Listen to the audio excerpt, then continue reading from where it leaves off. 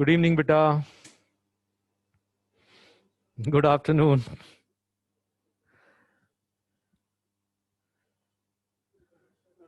How are you people? खुश रहो बेटा.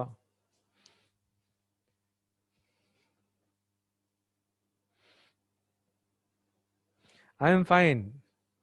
I am fine. I am fine. I am really fine today. ये वाला हो गया था ना क्वेश्चन. सबको आशीर्वाद बेटा. सब खुश रहें, खूब आगे बढ़ें, खूब अच्छे इंसान बने, सफल इंसान बने. चलो, कल जो क्वेश्चन दिया था उसमें जो कॉन्सेप्ट था बहुत इजी था. एक आध क्वेश्चन उसका प्रैक्टिस करना था तो दिया मैंने होमवर्क. समझे हुआ क्या? जो बड़ा मैग्नेट है सॉलिड सिलेंड्रिकल फॉर्म में, उसका रेडियस आर है. ये पूरा सिलेंडर, इसका रेडियस आर है और उसकी पोल स्ट्रेंथ एम मान लेते हैं. उसकी पोल स्ट्रेंथ एम मान लेते हैं बड़े वाले सिलेंडर की. और जो कंप्लीट सिलेंड्रिकल मैग्नेट है उसका मैग्नेटिक मोमेंट एम दे रखा है, एम इंटू एल. एम उसकी पोल स्ट्रेंथ, एल उसकी लेंथ. ठीक है. अच्छा, अब इसमें से हमने r/2 रेडियस वाला पार्ट काट के अलग किया, इसको अलग कर दिया r/2 वाला पार्ट. तो पहले देखें, ये बड़े वाले मैग्नेट के लिए रेडियस r है पूरे कंप्लीट मैग्नेट के लिए, तो उसका एरिया πr², तो उसकी पोल स्ट्रेंथ m. यदि अपन इसकी बात करेंगे जिसका रेडियस अपन ने r/2 रखा है इस वाले का, तो इसका एरिया हो गया πr²/4, r/2 का स्क्वायर. तो इसका एरिया होगा इसके कंपैरिजन में 1/4. एरिया 1/4 हो गया, तो जो पोल स्ट्रेंथ है वो तो एरिया के प्रोपोर्शनल है. तो यहां अपन ने पोल स्ट्रेंथ m मानी बड़े मैग्नेट के लिए, यहाँ एरिया 1/4 हो गया, तो ये छोटे वाले मैग्नेट के लिए पोल स्ट्रेंथ m/4 हो गई. ठीक है. अच्छा, जब a/4 का एरिया बाहर निकाल दिया आपने, a में से a/4 बाहर निकाल दिया, तो ये जो बचा हुआ ये वाला जो पार्ट है इसका एरिया हो गया बचा हुआ 3a/4. ए में से a/4 हटा दिया आपने, तो बचा हुआ एरिया जो है, जो मैंने शेड किया यहाँ, वो 3a/4. तो उसके लिए पोल स्ट्रेंथ हो जाएगी 3/4 ऑफ m. तो एरिया 3/4 हो गया, तो पोल स्ट्रेंथ भी 3/4 हो गई. अब देखें यहां पर यदि अपने को मैग्नेटिक मोमेंट दोनों का निकालना है, तो पोल स्ट्रेंथ इसकी 3m/4 अभी निकाली अपन ने, इंटू एल. लेंथ सेम है, लेंथ तो वही है जो इस बड़े मैग्नेट की है, तो 3/4m इंटू एल, यानी 3/4 of capital M. m into L को कैपिटल एम से रिप्लेस कर दिया. और इस वाले मैग्नेट के लिए m/4, इसका एरिया 1/4 हो गया, तो इसकी पोल स्ट्रेंथ भी 1/4 हो गई. एल वही की वही, और m इंटू एल हमने पहले लिख लिया, m into L is capital M, तो यहाँ m/4. और ये 3m/4 और m/4 ये दोनों को म्यूचुअली परपेंडिकुलर रखा है, इनको आपस में परपेंडिकुलर सेट कर दिया. तो रिजल्टेंट मैग्नेटिक मोमेंट निकालना तो √a² plus b².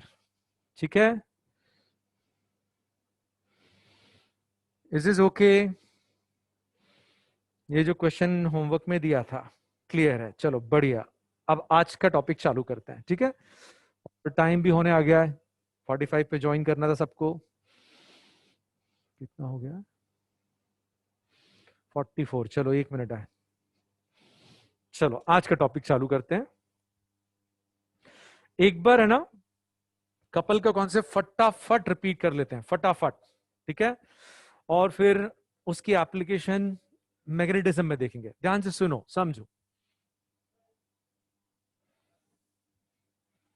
Case change कर रहा हूं, नंबर्स चेंज कर रहा हूं, बेसिकली काम करने का तरीका रिपीट कर रहा हूं. तो यहां पर मान लीजिए इसका मास दे दिया आपको 20 kg, ये लेंथ दे दी आपको सपोज 2 मीटर्स, 2 मीटर्स लेंथ दे दिया. और जो कपल लग रहा है वो कपल आपको दिया है क्लॉकवाइज सेंस में, सपोज दे दिया आपको 40 न्यूटन मीटर का. ध्यान से सुनना बेटा काम करने का तरीका. तो इसको कैसे यूज करते हैं सिर्फ यही समझना है. तो ये क्वेश्चन का डेटा है. अब आपको फ्री बॉडी डायग्राम ड्रॉ करना है. ये वाला टेंशन T1, इधर mg 200 न्यूटन, ये वाला टेंशन T2, और ये कपल कहीं भी ड्रॉ कर दो. ये हटा रहा हूं, ये डिस्टेंस हटा रहा हूं. ये कपल कहीं भी ड्रॉ कर दो, उसका सेंस है क्लॉकवाइज. तो यदि आप इक्वेशंस लिखना चाहते हैं तो चलो नेट फोर्स की इक्वेशन लिख देते हैं, अभी जरूरी नहीं है, बट कभी जरूरत पड़े तो आप लिख सकते हैं। ये जो कपल है इसका फोर्स बैलेंस से कोई लेना देना नहीं है, फोर्स की इक्वेशन में इसको यूज नहीं करना है। यदि ये रॉड इक्विलिब्रियम में है तो बचे हुए जो फोर्सेस हैं उनका रिजल्टेंट जीरो से इक्वेट कर दो। इसका मतलब T1 और T2 मिलके mg को बैलेंस कर रहे हैं, सिंपल सी बात है ना। तो ये इक्वेशन आ गई फोर्स बैलेंस की इक्वेशन, उसमें टॉर्क का कोई लेना देना नहीं, इनको आपस में एक दूसरे को कैंसिल करना है। अच्छा, अब एक इक्वेशन है और दो वेरिएबल है तो आपको टॉर्क वाली इक्वेशन लिखना ही पड़ेगी। तो कोई भी एक एक्सिस सिलेक्ट करते हैं, पहले मैं ये वाला एक्सिस सिलेक्ट करता हूं। चलो ये एक्सिस सिलेक्ट किया, ये वाला एक्सिस, और कोई एक सेंस पॉजिटिव मान लेता हूं, जैसे मैं ये वाला सेंस पॉजिटिव मान लेता हूं। तो जो फोर्स एक्सिस से पास होता है उसका टॉर्क जीरो रहेगा। ये यदि आपको 11 का कॉन्सेप्ट याद नहीं है तो यहीं से शुरुआत करें। जो एक्सिस, जो फोर्सेस एक्सिस से पास होंगे सबका टॉर्क हो जाएगा जीरो, तो T1 का टॉर्क जीरो। अच्छा, अब ये mg का टॉर्क, ये वाला सेंस पॉजिटिव माना और ये mg इधर ही घुमा रहा है, हैव अ फील कि mg जो लग रहा है इस रॉड को इधर घुमाने की कोशिश कर रहा है और यही वाला सेंस पॉजिटिव है, तो इसका टॉर्क प्लस साइन के साथ, प्लस साइन के साथ आर परपेंडिकुलर 1 मीटर है, टोटल लेंथ 2 मीटर है, तो ये 1 मीटर प्लस साइन के साथ आर परपेंडिकुलर इंटू एफ, इसका टॉर्क। अब देखो T2 उधर घुमाने की कोशिश कर रहा है, T2 उसको उधर ले जाने की कोशिश कर रहा है, जबकि ये वाला सेंस पॉजिटिव है और वो उधर ले जाने की कोशिश कर रहा है, तो उसका टॉर्क माइनस साइन के साथ R perpendicular into F, R perpendicular into F, F की जगह T2। ठीक है, सारे फोर्सेस अकाउंट करने के बाद इसका टॉर्क, ये टॉर्क बताओ प्लस साइन के साथ कि माइनस साइन के साथ, सब जवाब देंगे प्लस साइन, क्योंकि इसी सेंस को पॉजिटिव माना और ये कपल इसी सेंस में लग रहा है, प्लस 40। तो यहां से आपको टेंशन की वैल्यू मिल जाएगी 240 डिवाइडेड बाई 2, 240 इज 2T2, तो T2 की वैल्यू हो गई 120 न्यूटन।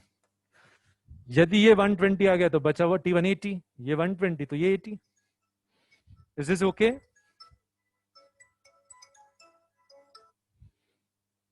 तो ये फटाफट नोट कर लो।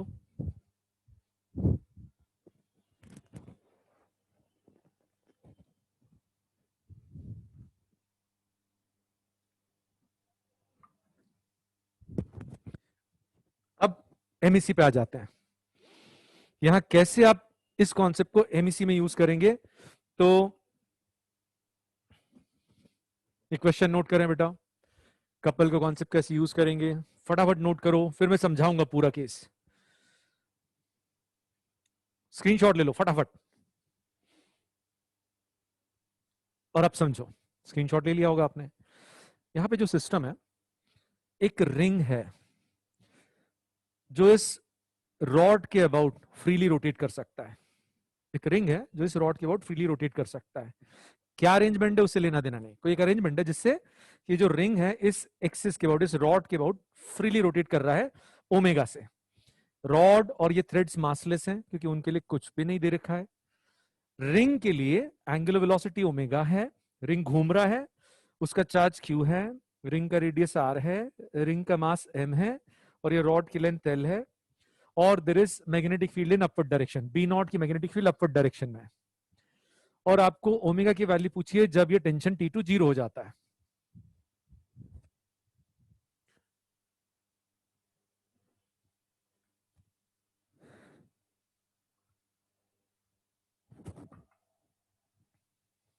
ठीक है, तो समझो यहां पे जहां पर भी आपको यूनिफॉर्म मैग्नेटिक फील्ड में क्लोज लूप दिया है, आपको टॉर्क यूज करना है क्योंकि फोर्स तो उसका जीरो होता है। बहुत इंपॉर्टेंट है। तो कैसे आपको क्लिक करेगा कि यहाँ पे अपने को कपल वाला फंडा यूज करना है, तो एक क्लियर इंडिकेटर, यूनिफॉर्म फील्ड है, क्लोज लूप है, तो फोर्स तो जीरो रहेगा, रहेगा तो सिर्फ टॉर्क। तो आपको उस मैग्नेटिक फील्ड का जो कपल लग रहा है वो आपको अकाउंट करना है, और पहले उसी को हिट करते हैं, उसी को समझते हैं। ध्यान से सुनिएगा, ये पॉजिटिव चार्ज है रिंग के ऊपर, वो ऐसे घूम रहा है, ऐसे घूम रहा है, इस तरह से एंगुलर वेलोसिटी दे रखी क्वेश्चन में।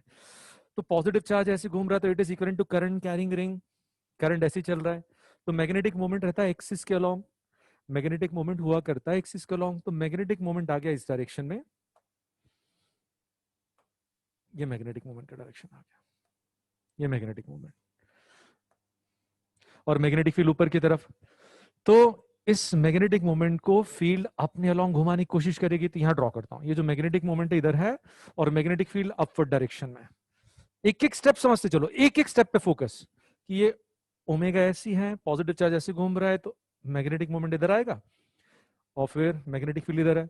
तो मैग्नेटिक फील्ड इस मैग्नेटिक मोमेंट को खुद के अलोंग घुमाने के लिए इधर टॉर्क लगाएगी। टॉर्क का सेंस एम को बी में घुमाने वाला। यदि डायरेक्शन पूछा है तो एम क्रॉस बी बाहर की तरफ। टॉर्क का डायरेक्शन पूछा है तो it is coming out of the plane, M cross B, लेकिन सेंस एंटी क्लॉकवाइज। और ये जो टॉर्क लग रहा है मैग्नेटिक फील्ड का टॉर्क कपल जो लग रहा है उसकी value M into B into sine 90, क्योंकि दोनों के बीच में एंगल कितना है 90। ये एम है ये बी है, ठीक है। और एम की वैल्यू, अरे यहां लिख लेते हैं, एम की value I into A, B naught चलने दो एज इट इज, और I is Q omega by 2 pi, बहुत बार पढ़ लिया है ये आई, और area is pi R square B naught. ये टॉर्क अपन लास्ट में यूज करेंगे, ठीक है, जो कैंसिल हो रहा है कैंसिल कर देंगे। तो ये क्लियर है, तो वाई बोल दो बेटा। चलो बढ़िया, एक एक पॉइंट अपन अलग अलग समझेंगे। तो ये कपल अपन ने निकाल लिया। अब फ्री बॉडी डायग्राम में नेक्स्ट स्टेप है अपना फ्री बॉडी डायग्राम। देखो ध्यान से, उसमें इधर टेंशन T1 लग रहा है और रिंग का mg T1 T2 mg, और ये जो कपल है अभी अपन ने देखा मैग्नेटिक मैग्नेटिक मोमेंट इधर है, फील्ड इधर है, तो कपल इस सेंस में, ये सेंस आया, तो यही वाला सेंस एंटी क्लॉकवाइज। और कपल की वैल्यू यहीं की यहीं लिख दो आप, जो अपन ने वहां वैल्यू लिखी थी वही वैल्यू यहां लिख दी। ये टॉर्क जो अभी अपन ने कैलकुलेट किया। तो फ्री बॉडी डायग्राम में T1 T2 mg और ये कपल, कोई प्रॉब्लम नहीं इसमें, ठीक है। ये स्टेप अलग से समझो, बिल्कुल प्रॉब्लम नहीं आएगी। सारे फोर्सेस ड्रॉ करने के बाद कपल ड्रॉ कर दो सेंस के साथ। अब यदि आपको T2 पूछा है तो बताओ T2 क्या होगा।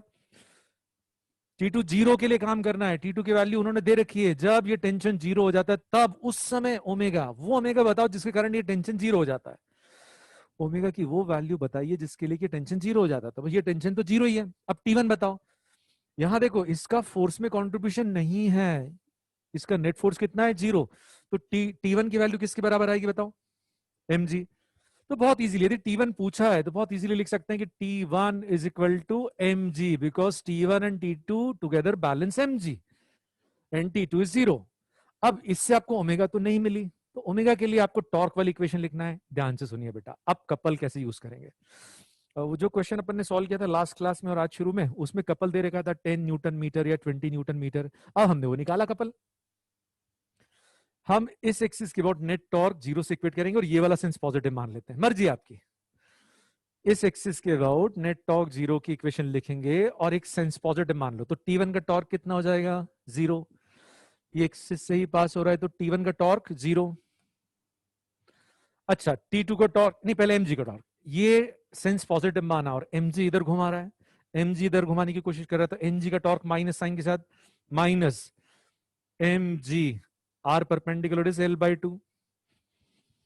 ये वाला सेंस पॉजिटिव माना और ये mg देखो इधर घुमाने की कोशिश कर रहा है तो माइनस साइन के साथ, और T2 का टॉर्क फिर जीरो क्योंकि T2 ही जीरो हो गया,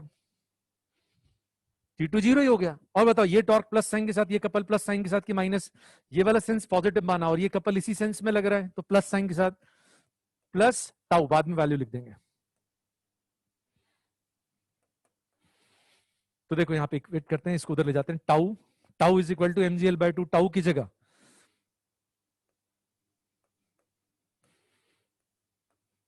ये टॉर्क जो आपने अभी कैलकुलेट किया था, ये जो टॉर्क आपने कैलकुलेट किया, ये टॉर्क यहां रख दिया। Torque is mgl/2।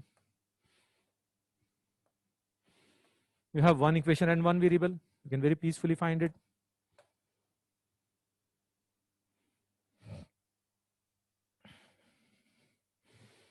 क्लियर है। इसमें आपका कनेक्शन चेक करना पड़ेगा बेटा, है ना। एक क्वेश्चन और देखेंगे ताकि कॉन्सेप्ट दिमाग में फिट हो जाए कैसे अपने को कपल यूज करना है। आर परपेंडिकुलर इनटू एफ ना बेटा, mg का torque is r perpendicular, this is L/2 r perpendicular into f। वैसे ही ठीक है बेटा।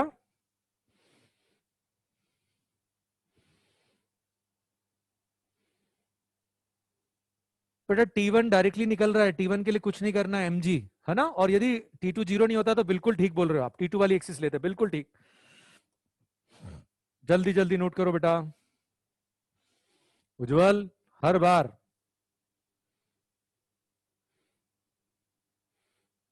बढ़े आगे।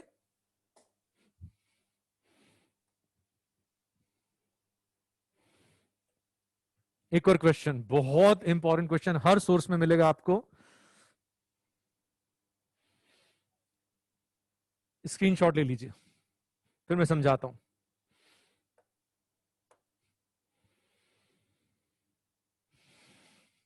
फटाफट स्क्रीनशॉट लो।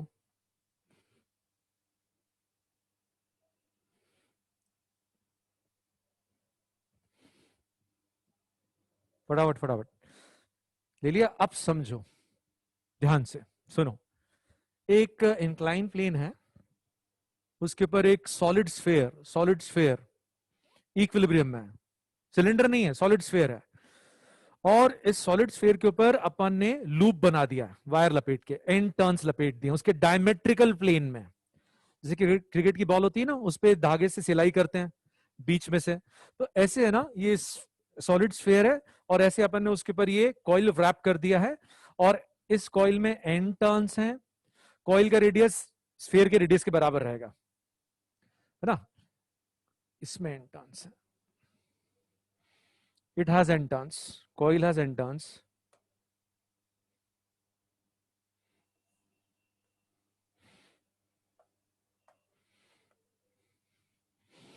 और उसमें करंट चल रहा है। स्फेयर के ऊपर कॉइल बना दिया, उसमें एंड टर्न्स हैं, उसमें करंट आई चल रहा है, और स्फेयर का मास, उसका रेडियस दे दिया, इंक्लाइन प्लेन का एंगल अल्फा दे दिया, और अपवर्ड डायरेक्शन में मैग्नेटिक फील्ड है, ये इक्विलिब्रियम में है। और आपसे मैग्नेटिक फील्ड और फोर्स ऑफ फ्रिक्शन पूछा है। मैग्नेटिक फील्ड और फोर्स ऑफ फ्रिक्शन, तो ध्यान से सुनेंगे बेटा, बहुत अच्छा क्वेश्चन है, बहुत कुछ सीखने को मिलेगा। एक पॉइंट तो ये ध्यान रखना, जहां भी, पहले भी बताया, जहां भी कॉइल है यूनिफॉर्म फील्ड है, तो कपल ही, फोर्स नहीं, फोर्स जीरो रहेगा यूनिफॉर्म फील्ड का, सिर्फ क्या काउंट करना है, कपल। तो देखो ध्यान से, इसमें ये जो कॉइल है, इसमें करंट दे रखा है, बाहर जो वायर है वो ऐसे जा रहा है और अंदर पीछे घूम के टर्न ले रहा है। तो सामने वाला वायर, उसमें करंट ऐसे ऐसे जा रहा है, और फिर ये करंट घूम के पीछे से लौट के इधर आ रहा है। तो जो मैग्नेटिक मोमेंट है, ये दिया हुआ, ये जो कॉइल है ये इंक्लाइन प्लेन के पैरेलल है। कॉइल जो है इंक्लाइन प्लेन के पैरेलल है, तो कॉइल में करंट ऐसे चल रहा है, तो मैग्नेटिक मोमेंट कॉइल के परपेंडिकुलर, मैग्नेटिक मोमेंट कॉइल के परपेंडिकुलर, वो इंक्लाइन प्लेन के भी परपेंडिकुलर, क्योंकि दोनों पैरेलल हैं। ठीक है, तो पहला पॉइंट, मैग्नेटिक मोमेंट इधर जा रहा है इस कॉइल के परपेंडिकुलर डायरेक्शन में, तो इंक्लाइन प्लेन के भी परपेंडिकुलर। और मैग्नेटिक फील्ड अपवर्ड डायरेक्शन में, मैग्नेटिक फील्ड अपवर्ड डायरेक्शन में, तो मैग्नेटिक फील्ड जो टॉर्क लगाएगी वो एम को बी में घुमाने वाला टॉर्क लगाएगी, तो टॉर्क का सेंस आ गया एंटी क्लॉकवाइज। मैग्नेटिक फील्ड हमेशा मैग्नेटिक मोमेंट को खुद के अलोंग घुमाने की कोशिश करती है, तो टॉर्क का सेंस आ गया। और टॉर्क की वैल्यू के लिए एक बहुत इंपॉर्टेंट पॉइंट, ये जो एंगल है वर्टिकल और नॉर्मल के बीच में जो एंगल होता है वो इस एंगल के बराबर होता है। वर्टिकल और नॉर्मल के बीच में जो एंगल होता है वो इस एंगल ऑफ इंक्लिनेशन के बराबर होता है। एक बार इसको बता देता हूं, बहुत ध्यान से सुनो, एक बार फिर से डायग्राम ड्रॉ कर देता हूं, प्लीज पे अटेंशन। यहां पर ये इंक्लाइन प्लेन, ठीक है, और हमको नॉर्मल, इसका जो नॉर्मल है और जो वर्टिकल है, दोनों के बीच में एंगल डिराइव करना है। ये वर्टिकल डायरेक्शन हो गया और ये नॉर्मल डायरेक्शन हो गया। ये एंगल अल्फा है, तो ये वाला एंगल 90 माइनस अल्फा, ये वाला एंगल 90 माइनस अल्फा, तो ये वाला एंगल बचा हुआ अल्फा। और ये दोनों ऑपोजिट एंगल्स बराबर होते हैं, तो ये एंगल भी अल्फा। तो इंक्लाइन प्लेन का जो नॉर्मल है और जो वर्टिकल है, नॉर्मल है और जो वर्टिकल है, दोनों के बीच में एंगल, एंगल ऑफ इंक्लिनेशन के बराबर होता है। डू रिमेंबर दिस, बार बार काम में आएगा।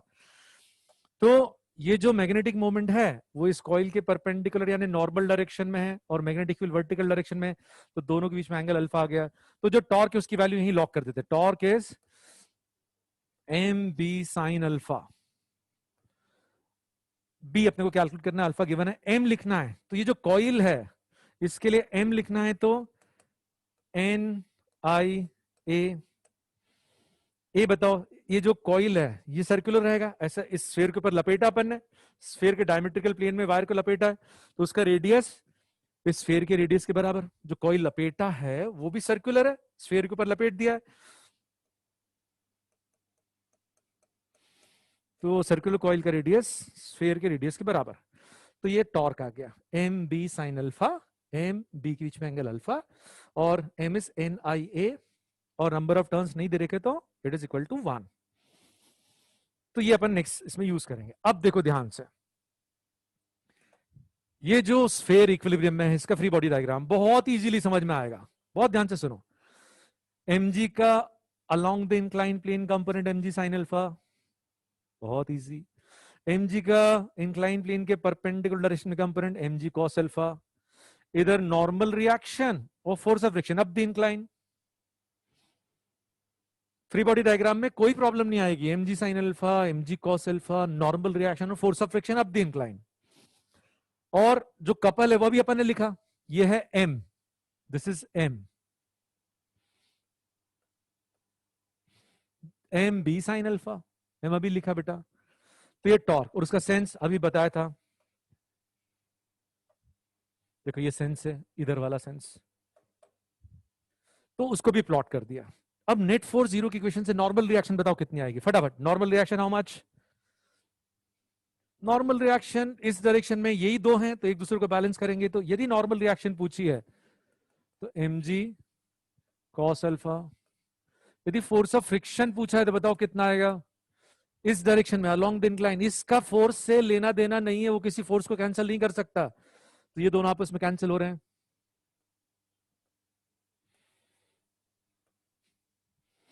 mg साइन अल्फा, बहुत ही बढ़िया। अब यदि आपको मैग्नेटिक फील्ड कैलकुलेट करना है तो यहां से नहीं मिल रही है, वो टॉर्क वाली इक्वेशन से मिलेगी, क्योंकि ये इक्विलिब्रियम में है ना, तो नेट फोर्स भी जीरो और नेट टॉर्क भी जीरो, ठीक है। तो अब कोई भी एक्सिस सिलेक्ट करते हैं और उसके अबाउट नेट टॉर्क जीरो की इक्वेशन लिखते हैं। अब मान लो ये वाला एक्सिस सिलेक्ट किया, ये वाला एक्सिस, और ये वाला सेंस पॉजिटिव मान लिया आपने। अब मुझे बताना force of friction, normal reaction और mg cos अल्फा, इन दोनों तीनों को टॉर्क कितना आ रहा है, फोर्स ऑफ फ्रिक्शन का टॉर्क, नॉर्मल रिएक्शन का टॉर्क और mg cos अल्फा का टॉर्क, तीनों का टॉर्क कितना आएगा।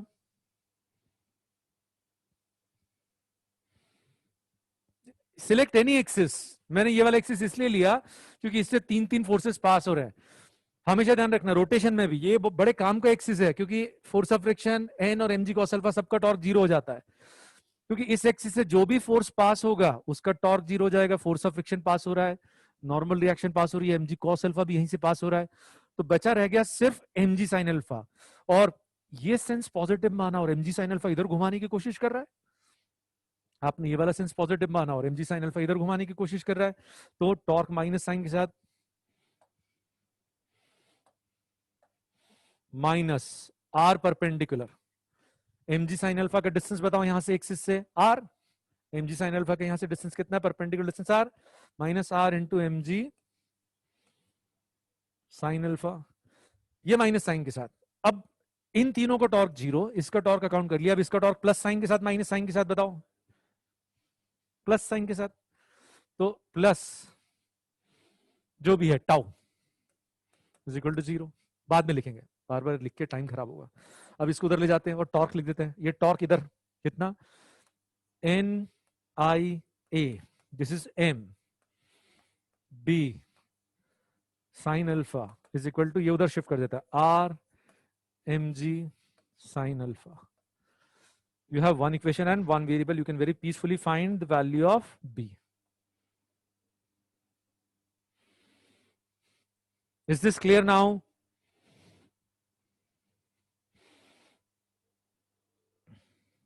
समझ में आ गया बेटा, ये क्वेश्चन समझ में आ गया तो अच्छे अच्छे लेवल के क्वेश्चन आप अटेम्प्ट कर लोगे। गौरी एक मिनट बेटा बस, ये नोट करो, स्क्रीनशॉट ले लो फटाफट।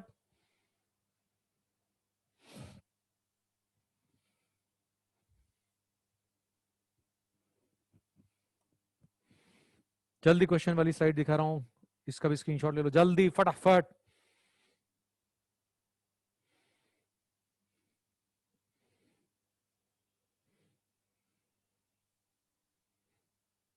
सब कुछ क्लियर, बहुत ही बढ़िया। ठीक है ना, बस नेट टॉर्क जीरो से इक्वेट करना है, तो mg sine alpha into R, ये माइनस साइन के साथ, और ये टॉर्क इसी सेंस में तो प्लस साइन के साथ, तो इन दोनों का resultant zero. Next question, very important question, note करो तो ये, साथ में स्टेटमेंट का भी स्क्रीनशॉट आने दो इस क्वेश्चन में जो कॉन्सेप्ट लगने वाला है।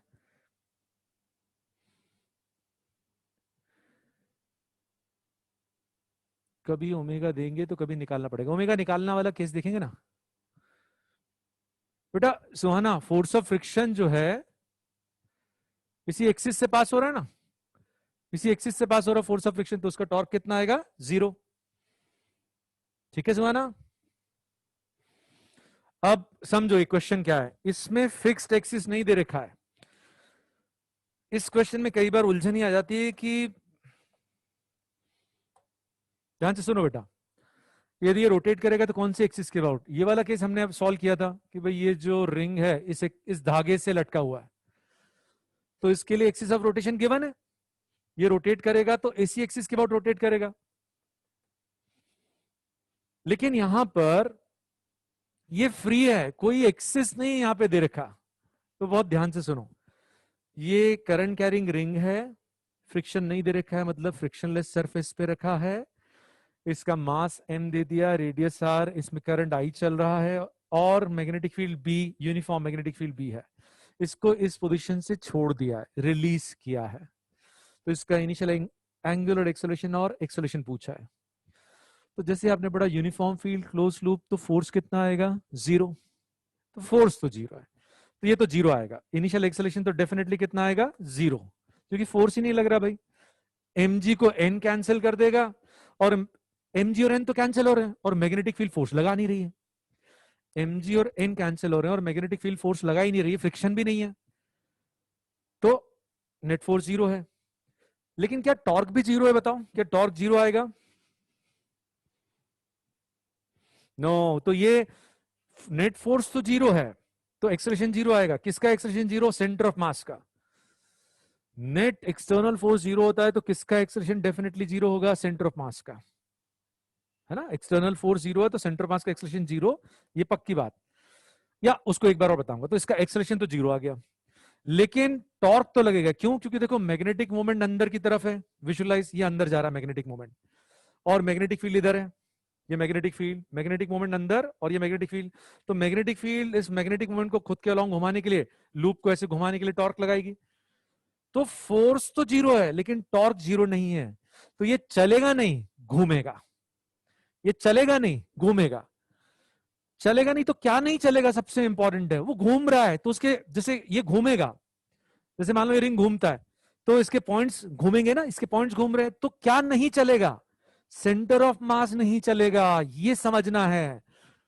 तो सुनो, नेट फोर्स जीरो और नेट टॉर्क जीरो, तो ना चलेगा ना घूमेगा, सब कुछ स्टेशनरी हो गया, सारे पॉइंट स्टेशनरी हो गए। नेट फोर्स जीरो है लेकिन नेट टॉर्क जीरो नहीं है, तो ये बात समझ में, नेट टॉर्क है मतलब घूमेगा, तो नेट फोर्स जीरो है तो क्या नहीं चलेगा, ये ध्यान रखना, सेंटर ऑफ मास नहीं चलेगा, बाकी सारे पॉइंट्स घूमेंगे। जैसे एक रॉड, बहुत ध्यान से सुनना, एक रॉड हॉरिजॉन्टल सरफेस पे रखी हुई है, एक रॉड को हॉरिजॉन्टल सरफेस पे रखा है, ठीक है, बहुत ध्यान से सुनना बेटा प्लीज, एक फोर्स इधर लग रहा है हॉरिजॉन्टल डायरेक्शन में, एक हॉरिजॉन्टल डायरेक्शन इधर लग रहा है, और दोनों इक्वल है,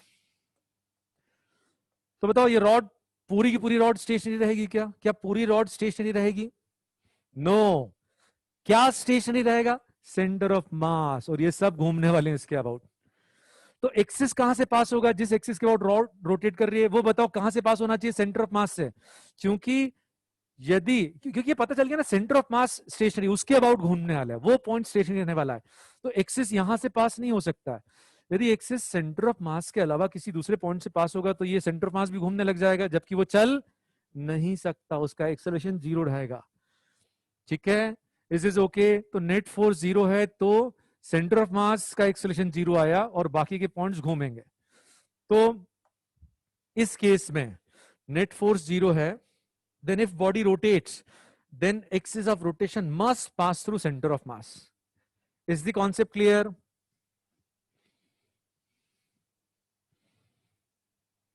हाँ, एक्सिस फिक्स कर दी तो बात अलग बेटा। प्लीज, कौन सा केस बता रहा हूं जहां बॉडी फ्री है, फॉर फ्री बॉडी, कोई एक्सिस फिक्स नहीं है। अरे क्या कर रहे हो अजीत, डांट पिटेगी।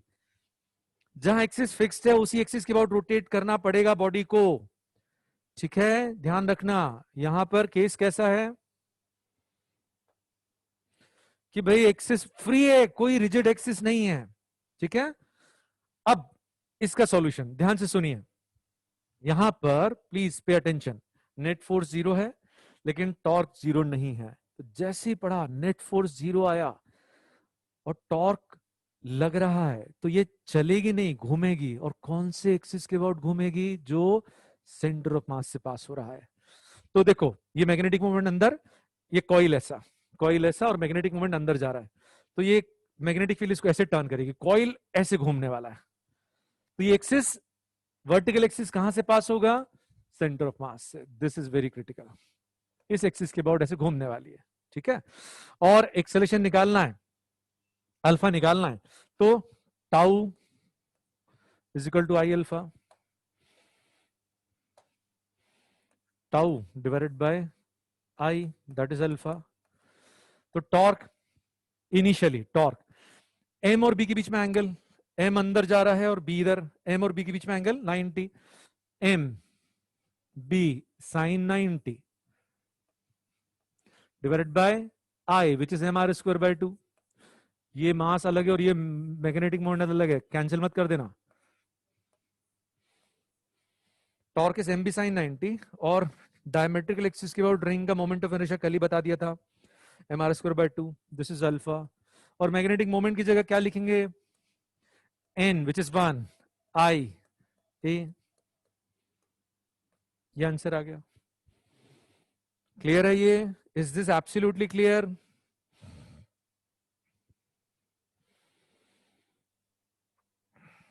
फटाफट नोट कर लो बेटा, स्क्रीनशॉट ले लीजिए।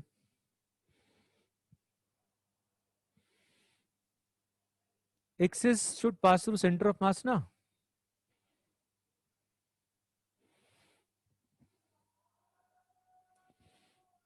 ये उसका आंसर है। अब हमने टॉर्क वाली केसेस देख लिए, अब अपन आ जाते हैं पोटेंशियल एनर्जी और उसकी एप्लीकेशन पे। ठीक है, तो देखो ध्यान से,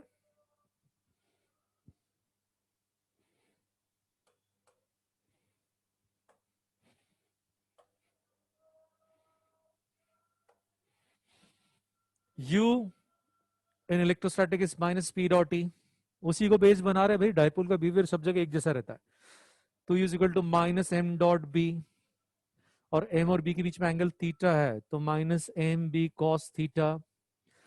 और हमें मालूम है जब अनस्टेबल इक्विलिब्रियम है तो पोटेंशियल एनर्जी मैक्सिमम होगी जब ये एंगल 180 है। तो हमें मालूम है ये अनस्टेबल इक्विलिब्रियम है और यहाँ पोटेंशियल एनर्जी मैक्सिमम आएगी। और मैक्सिमम पोटेंशियल एनर्जी निकालना तो थीटा की जगह 180 रखिए, है ना। अनस्टेबल पे मैक्सिमम होती है और थीटा कितना होता है? 180। तो थीटा की जगह 180 रखेंगे तो यहाँ -1, ये माइनस दोनों कैंसिल हो जाएंगे तो प्लस एम बी। ऐसे ही यदि अपने को मिनिमम पोटेंशियल एनर्जी पता करना है तो हमें मालूम है वो स्टेबल इक्विलिब्रियम पे मिलती है। मिनिमम कहाँ मिलती है? स्टेबल पे। स्टेबल जीरो एंगल पे मिलता है स्टेबल इक्विलिब्रियम। तो जहां एंगल जीरो है एम और बी के बीच में, वहां स्टेबल इक्विलिब्रियम और यहाँ पोटेंशियल एनर्जी मिनिमम। तो थीटा की जगह जीरो रख देंगे तो ये 1 हो जाएगा, तो माइनस एम बी। और फिर maximum torque M B sine theta में थीटा की जगह 90 रख देंगे। मैक्सिमम टॉर्क निकालना है तो थीटा की जगह 90, तो यहाँ टॉर्क मैक्सिमम है और इसके कॉरेस्पॉन्डिंग पोटेंशियल एनर्जी 90 डिग्रीज पे कितनी आएगी? जब टॉर्क मैक्सिमम है तो पोटेंशियल एनर्जी कितनी आएगी? 0। तो ध्यान रखना, value of maximum torque, maximum potential energy, minimum potential energy, value सबकी एम बी, वैल्यू सबकी एम बी आएगी, यहाँ माइनस एम बी, यहाँ एम बी और वहां एम बी। तो ये कोरिलेट करने में मदद मिलेगी इससे, ठीक है। अच्छा, अब इसके नीचे एक क्वेश्चन है, वो भी आपने स्क्रीनशॉट में ले लिया, देखो ध्यान से। Loop has radius R, number of turns N, current I. Find work done in rotating it from stable equilibrium to position where magnetic field makes an angle 30 degrees with the loop। ये आपने screenshot में ले लिया, मैंने पढ़ दिया एक बार। अब सुनो ध्यान से, जैसे बहुत बार आपको क्वेश्चन में पूछा जाएगा कि भाई जो, सुनो ध्यान से, जो डाइपोल है वो डाइपोल परमानेंट मैग्नेट भी हो सकता है, लूप भी हो सकता है। उसको ऐसे रोटेट करना है कि मैग्नेटिक मोमेंट 30 डिग्री से 60 डिग्रीज पे आ जाए। मैग्नेटिक फील्ड और मैग्नेटिक मोमेंट के बीच में इनिशियली एंगल कितना है, 30 डिग्रीज, और उसको घुमा के 60 तक लेके जाना है। तो वर्क डन पूछा है और कुछ नहीं बताया, तो it is always work done by external agent, it is always work done by external agent. या तो कहेंगे कि फील्ड का वर्क बताओ, तो 30 के एंगल से 60 के एंगल तक रोटेट करने का वर्क पूछा है, कुछ नहीं बताया है, मतलब एक्सटर्नल एजेंट का work, it is always final minus initial. अभी इस जो क्वेश्चन है उसको नहीं बता रहा हूं मैं, तो कॉन्सेप्ट बता रहा हूं। और final 60 degrees, final position 60 degrees का एंगल है, तो वहां energy minus M B cos 60, value रख दो आप डायरेक्टली 1/2, आप कॉस 60 मत लिखिएगा। और इनिशियल पोजीशन, ये इनिशियल है ये फाइनल है, यहां से यहां तक वर्क निकालना है, तो इनिशियल के लिए एंगल कितना है 30 माइनस एम बी कॉस 30, बस वैल्यू रख दो, आंसर आ जाएगा। तो ये ध्यान रखना, इस क्वेश्चन में उन्होंने आपको कहा है, ये डेटा दे दिया, उसको स्टेबल इक्विलिब्रियम से कहां तक घुमाना, 30 डिग्रीज तक। तो क्या आंसर आएगा, देखो हमको बस ये ध्यान रखना है, यहां पर बार मैग्नेट नहीं है, लूप है, तो लूप के लिए मैग्नेटिक मोमेंट एन आई ए, सब कुछ दे दिया है। तो work done by external agent is final minus initial. Final angle कितना है, फाइनल एंगल कितना दे रखा है बेटा क्वेश्चन में, 30। शाबाश, ये गलती सबने की, मैं चाहता था ये गलती कर लें। देखो उत्कर्ष ने सही बताया है, 60 है। बहुत ध्यान से सुने, उसको स्टेबल इक्विलिब्रियम से घुमाना चालू करना है। स्टेबल इक्विलिब्रियम यानी जहां मैग्नेटिक मोमेंट और मैग्नेटिक फील्ड के बीच में एंगल कितना है, 0। स्टेबल इक्विलिब्रियम तो हमको मालूम है 0 एंगल पर रहेगा। तो इनिशियल पोजीशन में तो कोई प्रॉब्लम ही नहीं है, initial energy minus M B या माइनस एम बी कॉस 0, कोई प्रॉब्लम नहीं है, स्टेबल इक्विलिब्रियम।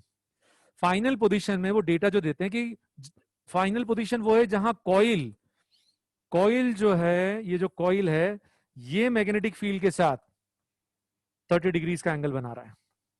तो बताओ मैग्नेटिक मोमेंट कितना एंगल बनाएगा, यहां जो एंगल यूज करते हैं that is always angle between magnetic moment and magnetic field, M dot B.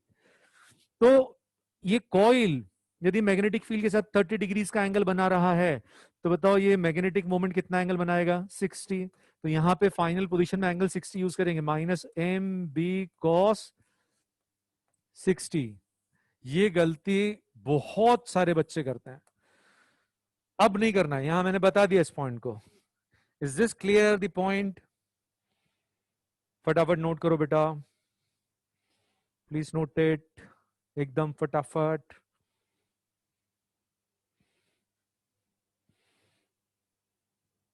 बेटा लूप के साथ मैग्नेटिक फील्ड का फाइनल एंगल 30 है, लूप के साथ।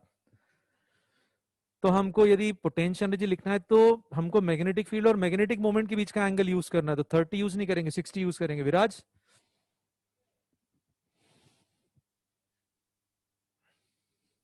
एक और क्वेश्चन स्क्रीनशॉट ले लो बेटा फटाफट।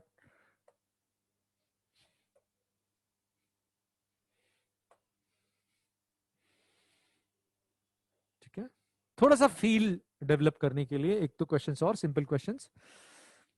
Work done in rotating dipole by 37 degrees is W। Find torque required to maintain equilibrium at this position. Torque and force पे, टॉर्क एंड फोर्स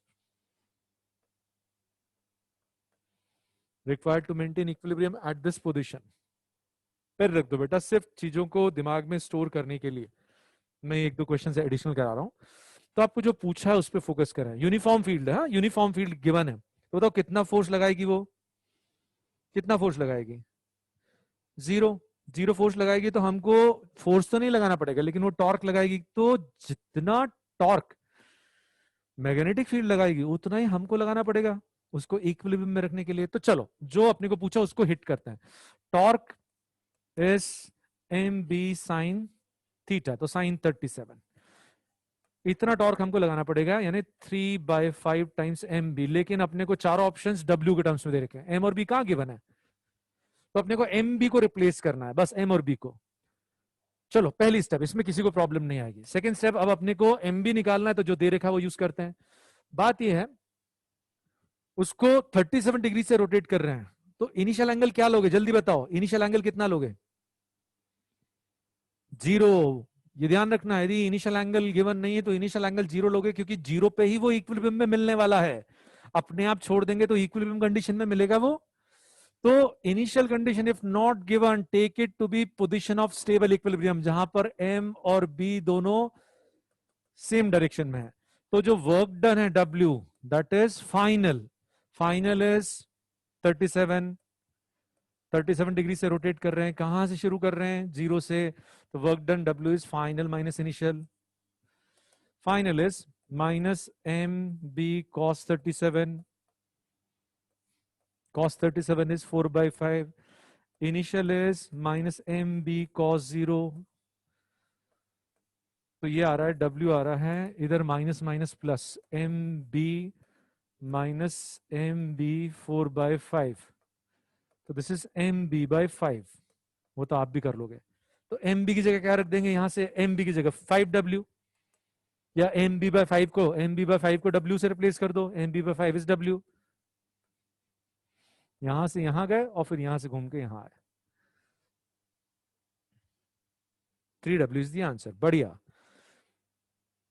ठीक है, फटाफट स्क्रीनशॉट ले लो बेटा।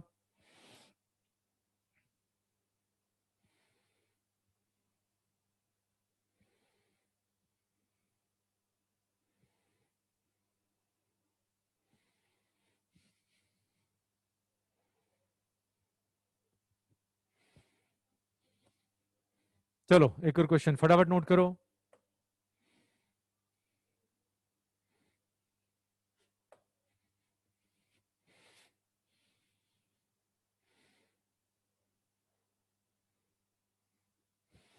When magnetic field makes angle of 60 degrees with loop, torque is equal to A.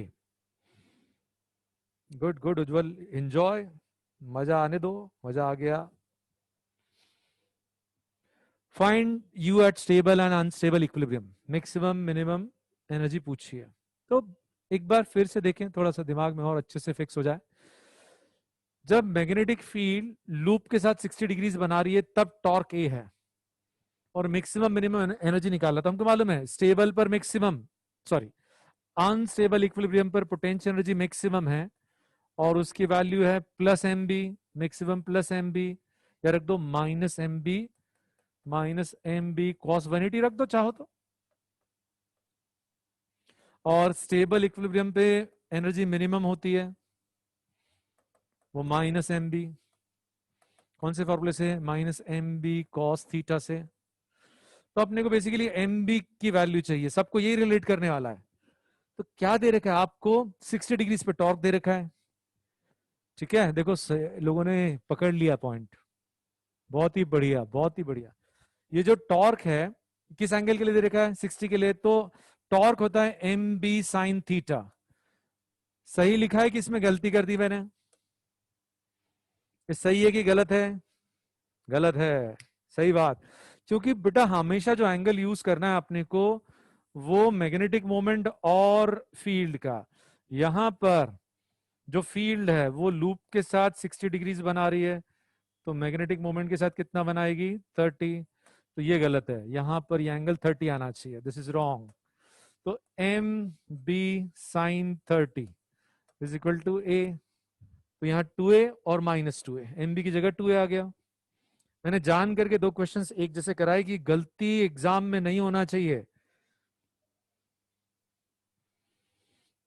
नहीं भैया, उसमें तो डायरेक्टली मैग्नेटिक मोमेंट के साथ एंगल 37 दे रखा है। हितेश, नोट कर लिया ये? Taken the screenshot?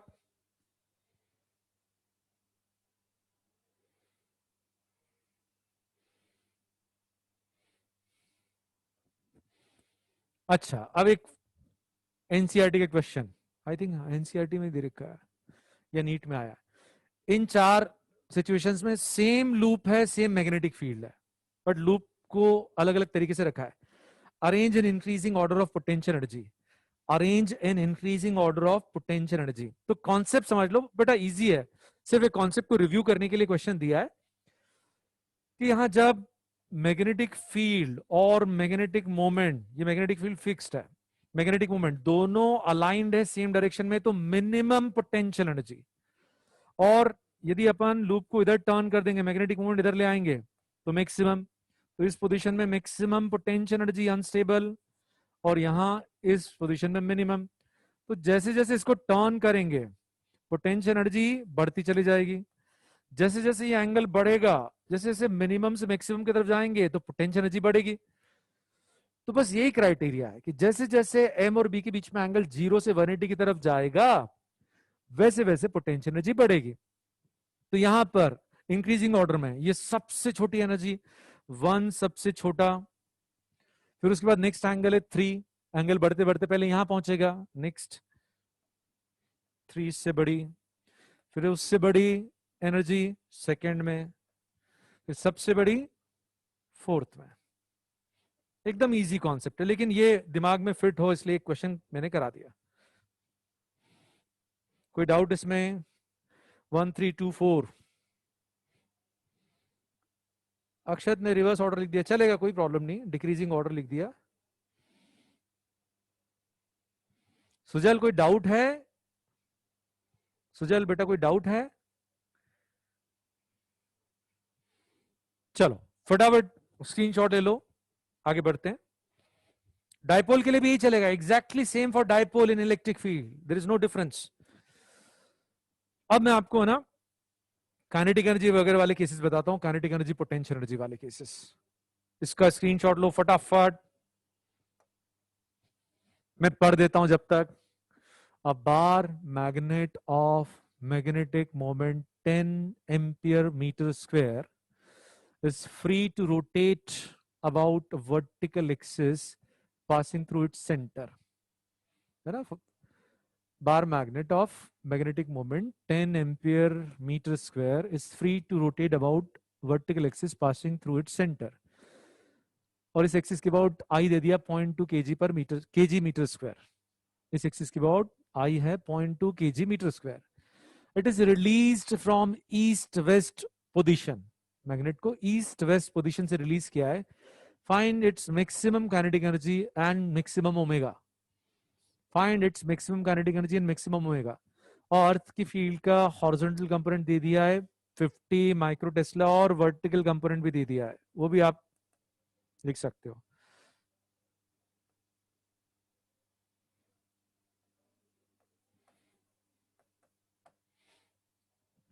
वो क्वेश्चन में नहीं दिया, मैंने जान करके ऐड कर दिया, ठीक है? अब बहुत ध्यान से सुनना बेटा, इसमें चैलेंज मत लो, अभी कुछ लोग गड़बड़ कर देते हैं, सुनते नहीं है। कि यहाँ एक्सिस फिक्स्ड है, वो कहते हैं ये जो मैग्नेट है ये वर्टिकल एक्सिस के अबाउट फ्रीली रोटेट कर सकता है, वर्टिकल एक्सिस के अबाउट। तो plane of rotation is horizontal plane, plane of rotation of this dipole is horizontal plane. तो कौन सा कंपोनेंट हटा देंगे फील्ड का? ये देखो खतरनाक क्वेश्चन है बीवी को हटाना पड़ेगा। यहां पर वर्टिकल एक्सिस है, तो किसको हटा देंगे? बीवी को, ठीक है? तो मैं हॉरिजॉन्टल प्लेन ड्रॉ करता हूं, ध्यान से देखिए। ईस्ट इधर मान लिया, वेस्ट, ये साउथ हो गया, इधर साउथ हो गया, इधर नॉर्थ, और ये वर्टिकल एक्सिस। और जो मैग्नेट है वो पहले ईस्ट टू वेस्ट अलाइंड है,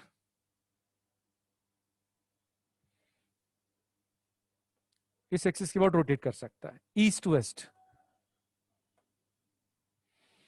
और हमने वर्टिकल कंपोनेंट को हटाना है क्योंकि एक्सिस के पैरेलल जो कंपोनेंट है वो मोशन को अफेक्ट नहीं करता है, और जो अर्थ के फील्ड का हॉरिजॉन्टल कंपोनेंट है वो हमेशा साउथ से नॉर्थ की तरफ रहता है, तो ये जो फील्ड इसके मोशन को डिसाइड करने वाली है BH। तो सिचुएशन ऐसी है कि शुरू में मैग्नेटिक मोमेंट इधर है और मैग्नेटिक फील्ड इधर है, ये इनिशियल कंडीशन, और फाइनली मैग्नेटिक फील्ड इसको अलाइन कर लेगी, तो ये स्टेबल इक्विलिब्रियम, ये घूम के यहां पहुंच जाएगा। तो ये जो मैग्नेटिक मोमेंट ऐसा घूमेगा और फिर साउथ से नॉर्थ की तरफ अलाइन हो जाएगा। मैक्सिमम काइनेटिक एनर्जी या मैक्सिमम स्पीड पूछी है तो स्टेबल इक्विलिब्रियम पोजीशन यूज कीजिएगा। एनर्जी, पोटेंशियल एनर्जी जहां मिनिमम होती है वहां काइनेटिक एनर्जी मैक्सिमम। तो उन्होंने हिंट दे दी है क्लियर शब्दों में कि भाई मैक्सिमम कैलकुलेट करना है, मतलब स्टेबल इक्विलिब्रियम वाली पोजीशन यूज करें। तो हमको मालूम है ये मैग्नेटिक फील्ड इस मैग्नेटिक मोमेंट को घुमा के खुद के अलोंग अलाइन कर ही लेगी क्योंकि फ्रीली रोटेट कर सकता है। तो ये इनिशियल पोजीशन हो गई, ये फाइनल पोजीशन हो गई, और फिर यहां से यहां तक, यहां potential energy minimum, potential energy reduce हो रही है, जितने से पोटेंशियल एनर्जी रिड्यूस होगी उतने से काइनेटिक एनर्जी बढ़ जाएगी। तो यहां जो कॉन्सेप्ट यूज करेंगे अपन, नेक्स्ट इसमें लिख देता हूं,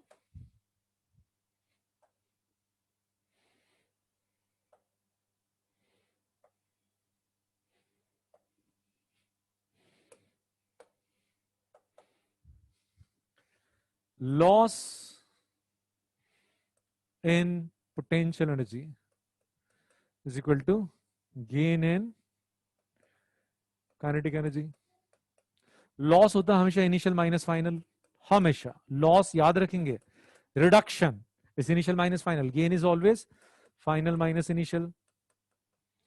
अब इनिशियली वो 90 डिग्री पे है, देख लो अभी डायग्राम, इनिशियली पोटेंशियल एनर्जी लिखना है तो mb cos 90 और फाइनली 0, तो बस ये ध्यान रखेंगे इनिशियल में -mb/h cos 90 विच इज 0। आप डायरेक्टली 0 लिखना, आप ये सब मत लिखना, फाइनल में डायरेक्टली -mb या -m/h cos 0 इस final kinetic energy which is maximum, और इनिशियली रेस्ट से रिलीज किया है। ठीक है, तो ये इक्वेशन बड़े काम की, reduction in potential energy is gain in kinetic energy. तो ये तो टर्म 0 हो गया, ये माइनस माइनस प्लस, तो प्लस mb/h इस maximum kinetic energy, maximum kinetic energy. और ये काइनेटिक एनर्जी है, ये चलेगा क्या बताओ, ये मैग्नेट चलेगा कि सिर्फ घूमेगा? तो सिर्फ घूमेगा, तो kinetic energy is kinetic energy of rotation half I omega square. तो इस समय जो ओमेगा वो मैक्सिमम है। अब आप वैल्यूज रख दो, आंसर मिल जाएगा। ये फटाफट स्क्रीनशॉट लो बेटा, फटाफट। क्लियर है ना सबको? हाँ, क्वेश्चन बता रहा हूं बेटा, दिखा रहा हूं, क्वेश्चन भी दिखा रहा हूं, उसकी स्लाइड दिखाऊंगा, पहले ये नोट कर लो। ये लीजिए क्वेश्चन की स्लाइड, क्वेश्चन की स्लाइड।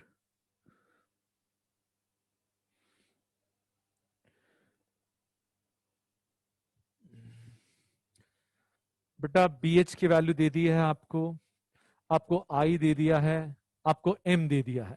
ठीक है विराज, डांट खाने वाले काम कर रहे हैं अपन।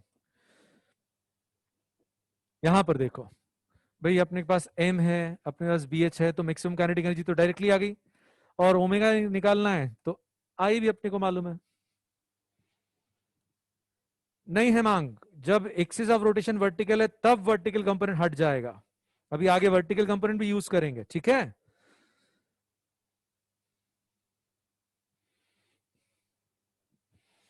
एक और क्वेश्चन, फटाफट स्क्रीनशॉट लो। √5,000 नहीं लवी बेटा, मालूम नहीं मेरे मुझे, कॉन्सेप्ट मैंने बता दिया आपको है ना,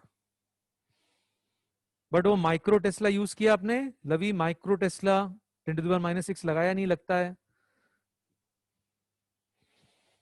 चलो आप समझो, यूनिफॉर्म फील्ड है गिवन, दिस इज यूनिफॉर्म।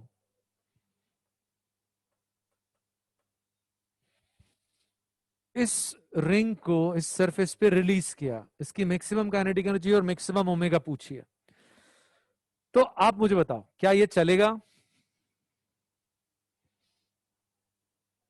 ये सिर्फ घूमेगा, ये इसके ऊपर नेट फोर्स 0 है, तो ये घूमेगा। कौन सी एक्सिस के अबाउट घूमेगा जरा बताओ तो?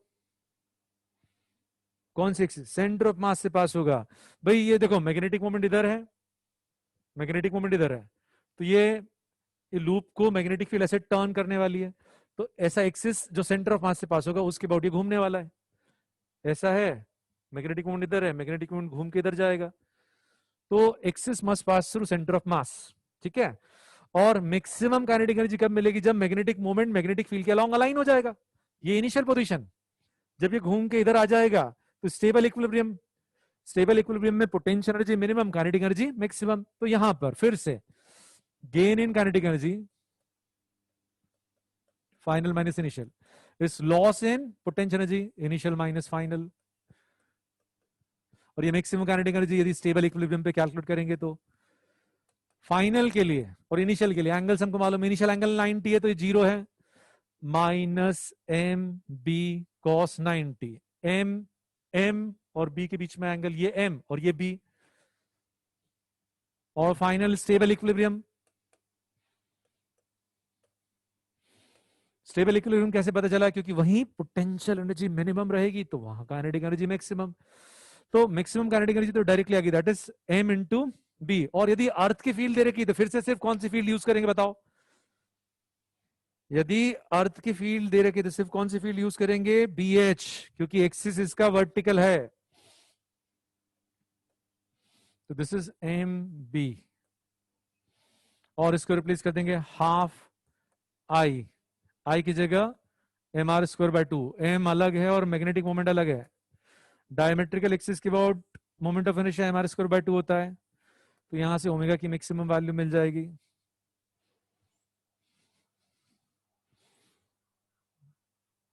बढ़िया बढ़िया बढ़िया, फटाफट नोट कर लो बेटा।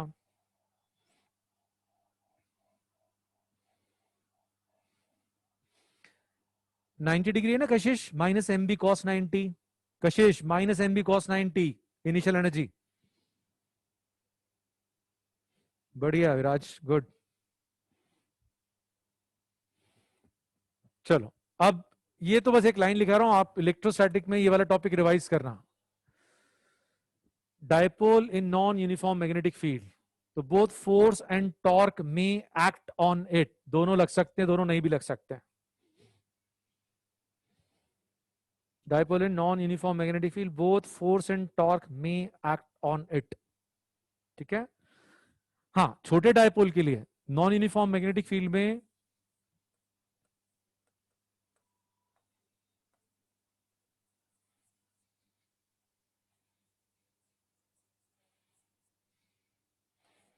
अभी भी ये फॉर्मूला काम करेगा, एज इट इज काम करेगा, कोई चिंता नहीं। और u is equal to minus M dot B, ये भी काम करेगा, जबकि अपन ने यूनिफॉर्म फील्ड के लिए डिराइव किए थे, लेकिन छोटे डायपोल के लिए एज इट इज काम करेंगे, नॉन यूनिफॉर्म फील्ड में भी काम करेंगे। तो ये जो इलेक्ट्रोस्टैटिक वाला पार्ट है आपको रिवाइज करना है, मैं यहाँ पे सिर्फ प्रॉपर्टी लिख रहा हूं, इसके क्वेश्चंस आते नहीं है वैसे। अब अपन पढ़ लेते हैं मूविंग कॉइल गैल्वानोमीटर, हेडिंग डाल दें moving coil galvanometer, MCG, moving coil galvanometer, इसको अपन कहेंगे एमसीजी, मूविंग कॉइल गैल्वानोमीटर।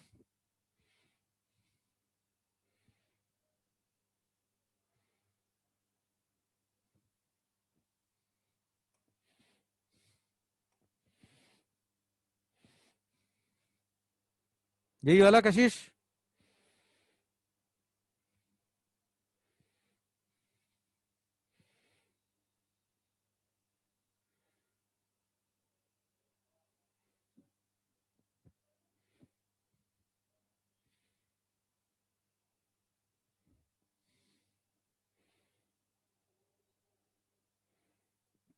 अब इसकी कंस्ट्रक्शन समझो।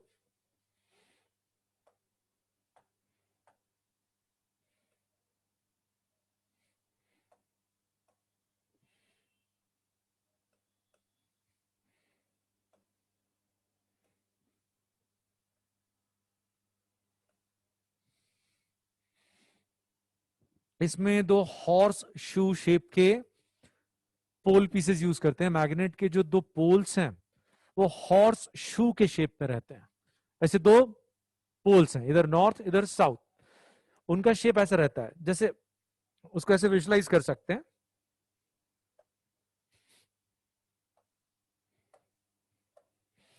कोई एक ऐसा सिलेंडर है, ये वाला पार्ट आपने काट के अलग कर दिया, इतना पार्ट छील के अलग कर दिया, इसको हटा दिया, तो ये हॉर्स शू के शेप में आ गया। ठीक है, तो हॉर्स शू के शेप में ये दो पोल पीसेस रहते हैं, इधर नॉर्थ इधर साउथ। क्यों ऐसा शेप यूज करते हैं मैं लिखवाऊंगा, अभी तो सिर्फ सुनो।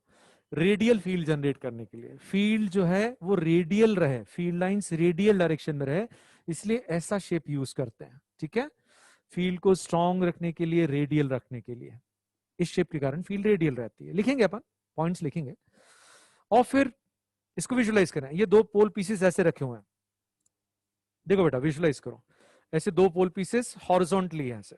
ठीक है, इधर ये वाला मैग्नेट उसका एंड, एक मैग्नेट इधर है ये उसका एंड, ऐसे दो पोल पीसेस, और इनके बीच में एक सॉफ्ट आयरन का ड्रम, सॉफ्ट आयरन का सिलेंडर लटका देते हैं एक धागे से, ऐसे लटका देते हैं। ठीक है, तो ये टॉप व्यू है, ऊपर से देख रहे हैं, ये हॉरिजॉन्टल प्लेन है। एक बार फिर से, ये दो पोल पीसेस ऐसे रखे हुए हैं। ठीक है, उनका शेप ऐसे रहता है जैसे मेरे हाथ का शेप है, ऐसा है दो पोल पीसेस, और बीच में ये सिलेंड्रिकल ड्रम है, इसको ऊपर से लटका देते हैं, ऊपर से ऐसा लटका हुआ, ये हॉरिजॉन्टल प्लेन है, ये ऊपर से ऐसा लटका हुआ धागा ऐसा है, और ये सॉफ्ट आयरन का बना हुआ रहता है। क्यों सॉफ्ट आयरन का यूज करते हैं थ्योरी में लिखेंगे अपन। इस ड्रम के ऊपर कॉइल लपेट देते हैं, इस ड्रम के ऊपर कॉइल लपेट देते हैं। ठीक है, और इस कॉइल के साथ, इस सिलेंडर के साथ एक पॉइंटर भी अटैच कर देते हैं, तो ये ड्रम घूमेगा तो पॉइंटर भी घूमता है, ये ड्रम घूमेगा तो इसके साथ साथ पॉइंटर भी घूमेगा, और ये जो पॉइंटर है इस कॉइल के परपेंडिकुलर डायरेक्शन में, और इस कॉइल में जैसे ये सिलेंड्रिकल ड्रम के ऊपर कॉइल ऐसा लपेटा, यहां गया वायर, फिर नीचे गया, नीचे से घूम के ऊपर आया, उसमें करंट ऐसा फ्लो हो रहा है, तो मैग्नेटिक मोमेंट इस डायरेक्शन में। तो जो करंट अपने को मेजर करना इस ड्रम, इस कॉइल के थ्रू फ्लो कराते हैं जो ड्रम के ऊपर लपेटा हुआ है, तो उसमें मैग्नेटिक मोमेंट इधर स्टैब्लिश हो जाता है, और ये फील्ड रेडियल डायरेक्शन में। ठीक है, और यहाँ जो पॉइंटर है वो एक स्केल के ऊपर मूव करता है। अभी सिर्फ कंस्ट्रक्शन बताइए मैंने, नहीं नहीं इट्स नॉट जॉकी। ठीक है, नहीं छोटा सा ही होता है, वो क्लैरिटी के लिए बड़ा ड्रॉ किया है। तो कंस्ट्रक्शन में एक पॉइंट और ऐड करना है, वो इसके बाद ऐड करेंगे। बाकी समझ में आ गया कैसा अरेंजमेंट कैसा है।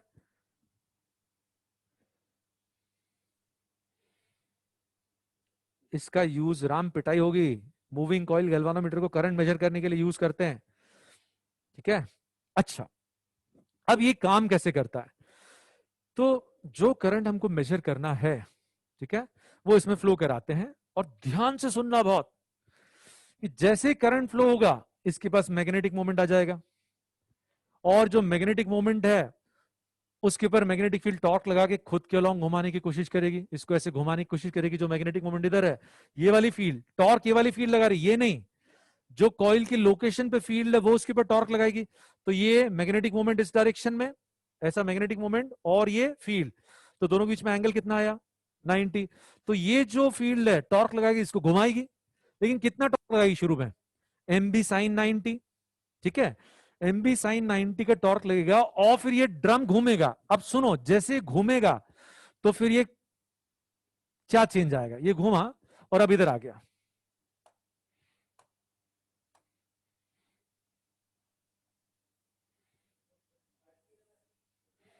ठीक है, घूम के इधर आ गया और पॉइंटर इधर आ गया, और ये करंट ऐसे चल रहा है। इस नई पोजीशन पे जब ये घूम गया, तो नई पोजीशन पे जो फील्ड टॉर्क लगाएगी, ये वाली फील्ड टॉर्क नहीं लगाएगी, अब ये वाली फील्ड टॉर्क लगाएगी। तो फिर से नई पोजीशन में जो मैग्नेटिक मोमेंट है और जो फील्ड इसके ऊपर टॉर्क लगा रही है, दोनों के बीच में एंगल कितना आएगा, फिर से एंगल कितना आएगा बेटा, कैन यू विजुअलाइज, वापस से एंगल कितना आएगा 90। ये इसका यूनिक फीचर है, जैसे जैसे कॉइल घूमेगा तो एंगल चेंज होना चाहिए, नहीं होता है चेंज। जो मैग्नेटिक फील्ड इसके ऊपर फोर्स लगाएगी, वापस से वो इसके मैग्नेटिक मोमेंट के परपेंडिकुलर रहेगी। तो भाई हर जगह ये एंगल सेम रहने वाला है, ये एंगल चेंज नहीं होगा, ठीक है। और ऐसा अरेंजमेंट रहता है कि फील्ड का मैग्नीट्यूड कांस्टेंट मेंटेन करते हैं, वो फील्ड रेडियल डायरेक्शन में रखते हैं लेकिन मैग्नीट्यूड उसका फिक्स रहता है, ठीक है। तो यहां पर हर पोजीशन में इस कॉइल के ऊपर जो टॉर्क लग रहा है that is fix, constant torque लगता है, ये इसका यूनिक फीचर है, सबसे इंपॉर्टेंट फीचर है। 3 स्टार्स सबसे काम का पॉइंट है, ठीक है। अच्छा, अब सेकेंड पॉइंट समझना, मैग्नेटिक फील्ड क्यों घूमेगी बेटा श्रुति, मैग्नेट थोड़ी घूम रहा है, पोल पीसेस तो वहीं की वहीं है, सिर्फ कॉइल घूम रहा है, ठीक है। तो समझें अब आगे क्या होगा। एक और चीज समझना अपने को, टॉर्शनल स्प्रिंग। टॉर्शनल स्प्रिंग क्या होता है, कैसे काम करता है समझेंगे। टॉर्शनल स्प्रिंग जो है उसको रोटेशनल स्प्रिंग भी बोलते हैं कई बार। जो लीनियर स्प्रिंग है पहले उसको समझे, ध्यान से सुनना बेटा, सब कुछ नोट करने को मिलेगा, मैं बताऊंगा क्या नोट करना है। जैसे जो लीनियर स्प्रिंग है वो क्या करता है भाई, डिफॉर्म होने पर फोर्स लगाता है, उसको अपन उसकी लेंथ को चेंज करेंगे, उसको डिफॉर्म करेंगे तो वो फोर्स लगाएगा। और उसके लिए जो सबसे इंपॉर्टेंट क्वांटिटी है that is force per unit deformation, जैसे के 10 N/cm। इसका मतलब यह है कि 1 सेंटीमीटर से डिफॉर्म करेंगे तो कितना रिस्टोरिंग फोर्स लगाएगा, 10 N का। तो 3 सेंटीमीटर से डिफॉर्म करेंगे तो कितना लगाएगा, 30। तो पर यूनिट डिफॉर्मेशन जो फोर्स लगाता है दैट इज के। यूनिट डिफॉर्मेशन के लिए जो फोर्स लगता है दैट इज कॉल्ड के, it is force per unit deformation. तो ई के डिफॉर्मेशन के लिए जो फोर्स होगा के ई, तो माइनस साइन ये बताता है कि वो डिफॉर्मेशन को अपोज करता है। तो ये लीनियर स्प्रिंग है, ये सबको मालूम है। ऐसे ही जो टॉर्शनल स्प्रिंग है वो कैसा होता है, उसको अपन ट्विस्ट करते हैं, उसको अपन ऐसे घुमाएंगे तो वो अपोजिट डायरेक्शन में टॉर्क लगाएगा। जैसे इसको ऐसे घुमाया अपन ने तो वो इस डायरेक्शन में टॉर्क लगाएगा, रिस्टोरिंग टॉर्क लगाएगा, ठीक है। तो उसको विजुलाइज करो, जैसे टॉर्शनल स्प्रिंग, उसको स्ट्रेट वायर से ही रिप्रेजेंट कर रहा हूं, ये टॉर्शनल स्प्रिंग है और एक डिस्क इससे लटका दी है, ध्यान से सुनो। और इसके लिए डेटा दिया जाएगा आपको के theta, torsional constant. Torsional constant होता है, टॉर्शनल स्प्रिंग के लिए जो टॉर्शनल कांस्टेंट होता है that is torque per unit twist angle. क्या होता है, torque per unit twist angle, मतलब अपन इसको ट्विस्ट करेंगे 1 डिग्री से तो कितना टॉर्क लगाएगा। जैसे आपको डेटा दे रखा है 10 Nm/डिग्री, तो मान लो ये स्प्रिंग है टॉर्शनल स्प्रिंग और इसके लिए आपको डेटा दे रखा है 10 Nm/डिग्री, मतलब इसको 1 डिग्री से इधर ट्विस्ट करोगे ना तो ये अपोजिट डायरेक्शन में 10 Nm का टॉर्क लगाएगा। तो बताओ 3 डिग्री से टर्न करने में कितना टॉर्क लगेगा, बताओ बताओ बताओ जल्दी। 30। बहुत इजी है। तो इसके लिए टॉर्शनल कांस्टेंट के थीटा यानी जो टॉर्क पर यूनिट डिग्री लगता है। और विजुलाइज करो उसको प्लीज, विजुलाइज। यहां पर एक एक्सिस फिक्स कर देता हूं, एक्स एक्सिस फिक्स कर देता हूं, ये एक्स एक्सिस इस तरफ, और डिस्क के ऊपर एक लाइन ड्रॉ कर देता हूं, डिस्क के ऊपर एक लाइन ड्रॉ कर देता हूं, ये लाइन। अपन डिस्क को ट्विस्ट करेंगे ना तो डिस्क के साथ ये वायर भी ट्विस्ट होगा। और मान लो इसके लिए के थीटा दे दिया है, सपोज ये दिया है 5 Nm/डिग्री। अब मान लो मैं इससे डिस्क को ट्विस्ट कर देता हूं 5 डिग्री से, इधर इधर मैंने 5 डिग्री से ट्विस्ट किया, 5 डिग्री से, तो बताओ कितना टॉर्क ये धागा डिस्क पे लगाने वाला है, आप बताओ। और किस तरफ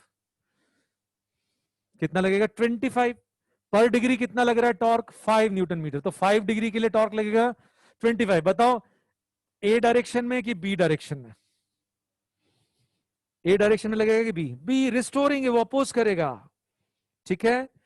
तो ये बहुत इंपॉर्टेंट है। टॉर्शनल स्प्रिंग की जो प्रॉपर्टी लिखो, टॉर्शनल स्प्रिंग लिखो, हेडिंग डालो, torsional spring is kind of rotational spring which applies restoring torque on twisting.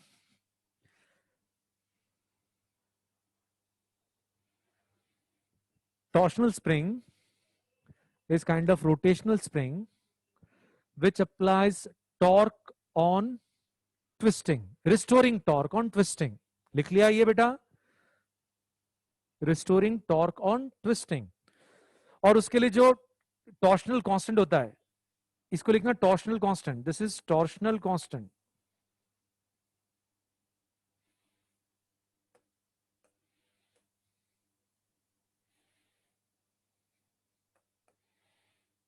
स्के theta is torque per unit twist angle, torque per unit twist angle.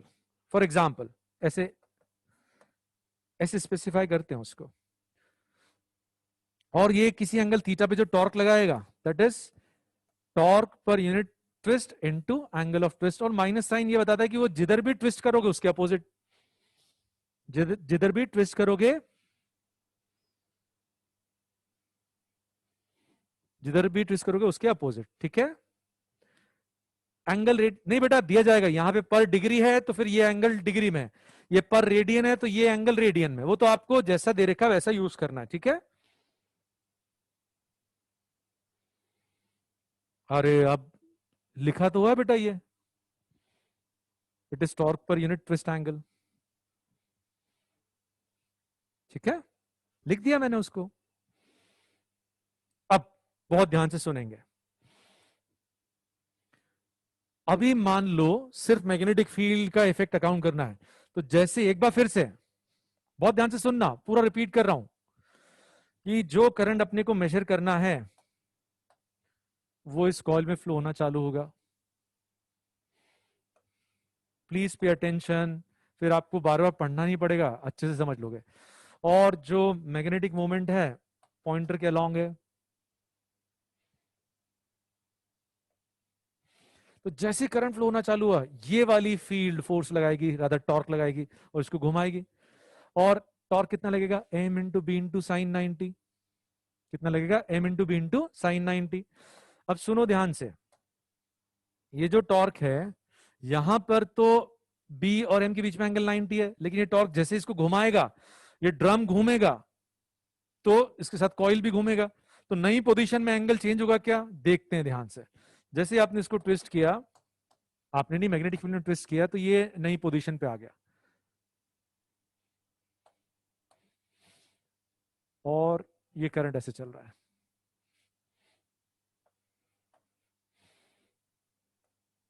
और इसका pointer, अब ये पुरानी वाली मैग्नेटिक फील्ड इसकी location पे नहीं है, वो थोड़ी टॉर्क लगाएगी, ये वाली मैग्नेटिक फील्ड इसकी लोकेशन पे है, वो इसके ऊपर टॉर्क लगाएगी, और फिर से एंगल कितना आएगा 90। तो ये टॉर्क पोजीशन के साथ चेंज नहीं होगा, ये सबसे इंपॉर्टेंट फीचर है। This is constant. ठीक है, दिस टॉर्क इज कांस्टेंट।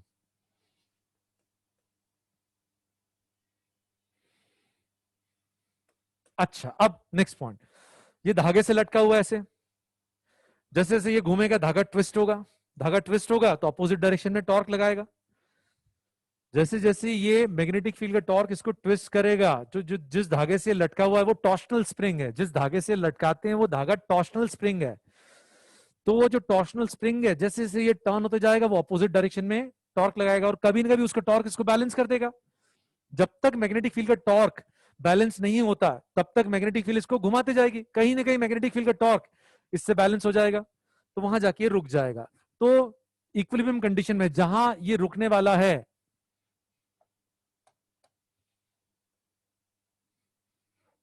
वो एंगल अपन रीड कर सकते हैं यहां, ये एंगल यहां से रीड कर सकते हैं। वहां जहां ये रुक गया वहां पे दोनों टॉर्क का नेट कितना हो जाएगा, 0।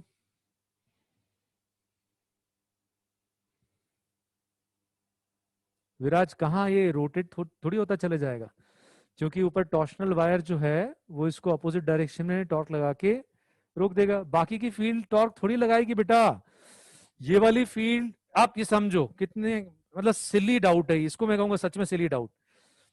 कोई चार्ज पार्टिकल यहां है, बहुत ध्यान से सुनना, एक क्वेश्चन पूछ रहा हूं, एक चार्ज पार्टिकल यहां है और यहां पर फील्ड है, इस पॉइंट पे है ई नॉट, चार्ज की वैल्यू है 2 कूलम और फील्ड की वैल्यू है 10 न्यूटन पर कूलम, और यहां फील्ड है 5 न्यूटन पर कूलम। तो बताओ इसके ऊपर फोर्स कैलकुलेट करने के लिए ये वाली फील्ड यूज करोगे जो दूर है वो वाली फील्ड, ए यूज करोगे कि बी, बताओ ए यूज करोगे कि बी, ए वाली फील्ड यूज करोगे जो उसकी लोकेशन पे है कि बी वाली?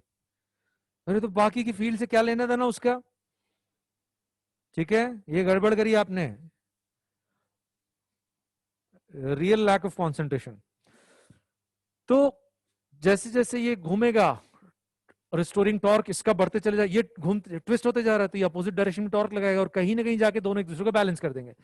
वो एंगल यदि अपने को मालूम पड़ जाता है तो अपन करंट मेजर कर सकते हैं। ये इसका वर्किंग प्रिंसिपल है। This is the working principle. तो देखो equation M B sine 90 is balance by K theta in equilibrium.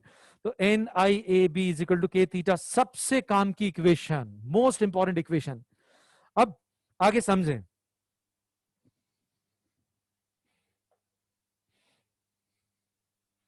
वो जो इक्वेशन लिखी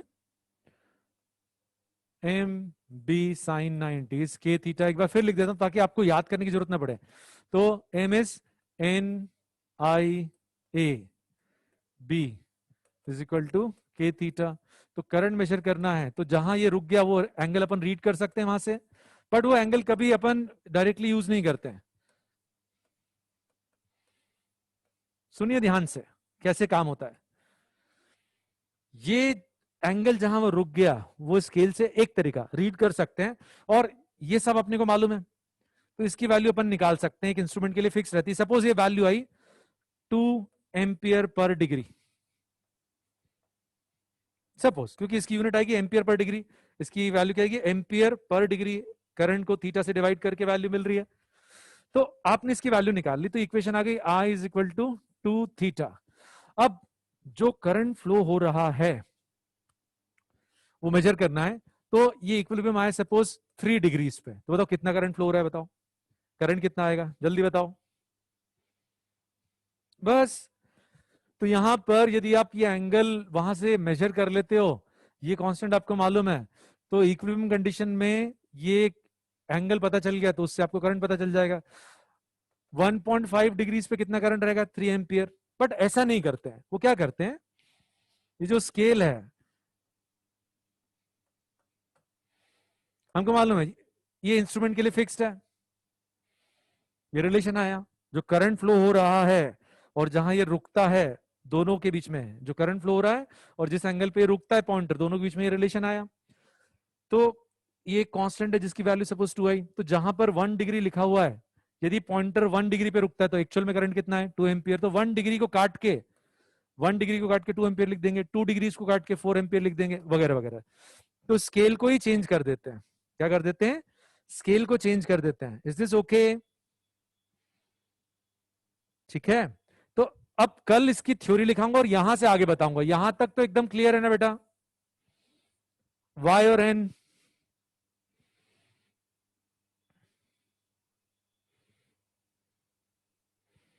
चलो बढ़िया बढ़िया।